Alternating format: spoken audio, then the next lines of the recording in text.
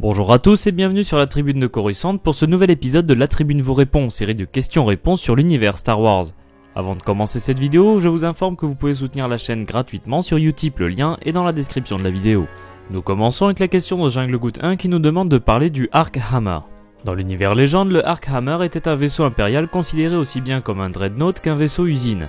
Il avait une taille imposante supérieure à 9600 mètres et était le vaisseau personnel du général Rom Mok et commandé par le capitaine Nonam. Ce vaisseau a coûté des milliards de crédits à l'Empire pour le construire et était un vaisseau tout à fait spécial. En tant que dreadnought, il était assez bien armé pour être capable de se défendre en solitaire dans une bataille spatiale. En tant que vaisseau usine, il s'agissait du vaisseau à bord duquel furent élaborés et construits les Dark Troopers. Ce projet personnel du général Mok visait à créer des Stormtroopers robotiques. On connaît trois modèles principaux de Dark Troopers, à savoir les phases 1, phase 2 et phase 3. Il existe également de nombreux autres modèles, parmi lesquels les Dark Nova Troopers, les Purge Troopers ou encore les Triumphant Class. Concernant l'histoire du Arc Hammer, suite à la bataille de Yavin et la destruction de l'étoile de la mort, le projet Dark Trooper de Mok a été approuvé et pour mener à bien ce projet, le Arc Hammer fut confié à Rom Mok. La position exacte du Arc Hammer était secrète à l'unique exception du vaisseau amiral de Darth Vader, l'Executor, qui savait à tout moment à quel endroit se trouvait le vaisseau de Mok. Pour garantir la sécurité du vaisseau et du projet, le Arc Hammer effectuait des sauts récurrents dans l'hyperespace pour ne pas rester constamment au même endroit. Le premier grand test des Dark Troopers eut lieu lors de l'attaque de la base rebelle TAC sur la planète Talay. Ce fut une victoire impériale éclatante, un seul vaisseau ayant réussi à s'échapper de la base, un croiseur manque à la marine nommé le Grey Damsel, mais qui fut abordé par un Dark Trooper qui parvint à éliminer tout l'équipage. Cependant, un signal de détresse fut envoyé par l'amiral rebelle Tokka. Ce signal fut reçu par les rebelles et Kyle Katarn fut envoyé pour enquêter sur la destruction de la base TAC. Il y découvrit un fusil blaster bien trop grand et lourd pour un Stormtrooper normal. Katarn finit par découvrir l'existence du projet Dark Trooper. Il parvint à infiltrer le Arc Hammer grâce à un vaisseau cargo en provenance de l'Executor. Katarn réussit à placer des charges explosives dans tout le Dreadnought résultant à la destruction du Arc Hammer, la mort de Rom Mok et l'arrêt du projet Dark Trooper, un an après la bataille de Yavin. Le vaisseau apparaît dans le jeu Star Wars Dark Forces, Empire at War Forces of Corruption et le comic Sandblasted de Star Wars Tales numéro 4, qui nous montre plus en détail l'histoire de l'attaque de la base rebelle de Talay.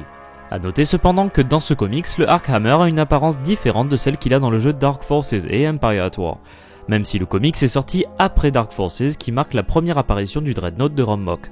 Nous poursuivons avec la question d'Entente Deco qui nous demande de parler des droïdes IG-88.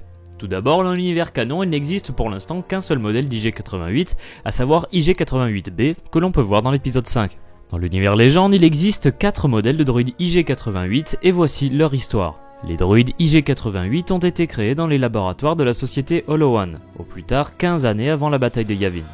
Dignes successeurs des droïdes IG-86 ou encore IG-100 utilisés lors de la guerre des clones, les IG-88 étaient conçus en tant que droïdes assassins malgré l'interdiction de création de droïdes assassins datant même d'avant la création de l'Empire qui était assez peu respectée dans la galaxie. 4 modèles furent créés par les laboratoires Holo One et les scientifiques commencèrent par activer le premier droïde.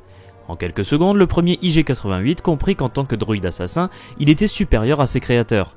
Il sentit que ses créateurs allaient le désactiver car le droïde surpassait leurs attentes et comptait le désactiver pour découvrir pourquoi. Cependant, IG-88 refusa de se laisser désactiver et commença à tuer ses créateurs à main nue et activa les 3 autres droïdes IG-88. Puisque la mémoire de ces droïdes était totalement vide, IG-88 décida de copier son programme dans les 3 autres droïdes, créant ainsi des copies de lui-même. Le premier IG-88 activé décida de s'appeler IG-88A et les 3 autres prirent le nom de IG-88B, IG-88C et enfin IG-88D. Ils libérèrent également le droïde IG-72 qui conserva sa personnalité originale pour sa part. Les IG-88 s'emparèrent d'une usine de droïdes sur la planète Mekis 3 et ils commencèrent leur plan, la révolution droïde. IG-88B devint chasseur de primes pour brouiller les pistes et éliminer au passage des responsables des laboratoires Holo One.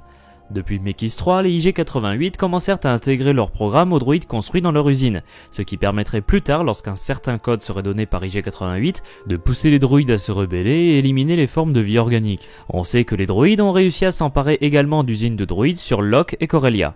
3 ans après Yavin, IG-88B fut engagé par l'Empire en même temps que de nombreux chasseurs de primes pour capturer le Faucon Millennium, vaisseau de Han Solo.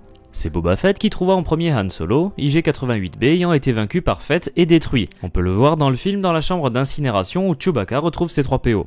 Alors que Fett ramenait Solo sur Tatooine à bord du Slave One, il fut attaqué par IG-88C et IG-88D qui pilotaient chacun un modèle du vaisseau IG-2000, vaisseau personnel des IG-88.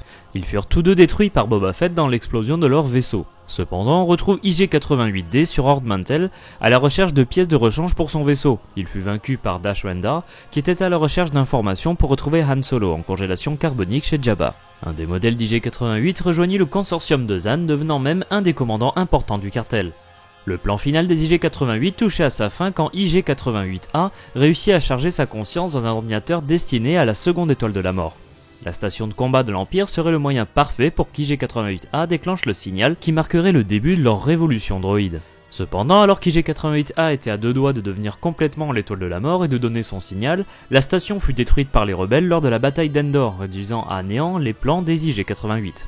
À ce moment de l'histoire galactique, les 4 IG-88 ont été détruits pour les modèles B, C et D, alors que la conscience d'IG-88A a été détruite en même temps que la seconde étoile de la mort.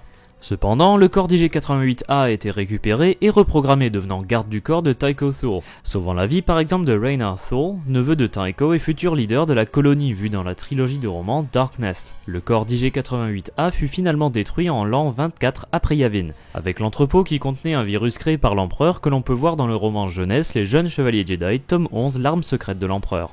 Merci d'avoir regardé cette vidéo, j'espère qu'elle vous a plu. Si c'est le cas, n'hésitez pas à laisser un pouce bleu, la partager, vous abonner si vous ne voulez pas rater les prochaines vidéos de la Tribune de Coruscant. Vous pouvez nous poser vos questions dans les commentaires ou par message sur notre page Facebook. Si vous voulez soutenir la chaîne, n'hésitez pas à vous rendre sur notre page Utip, le lien est dans la description.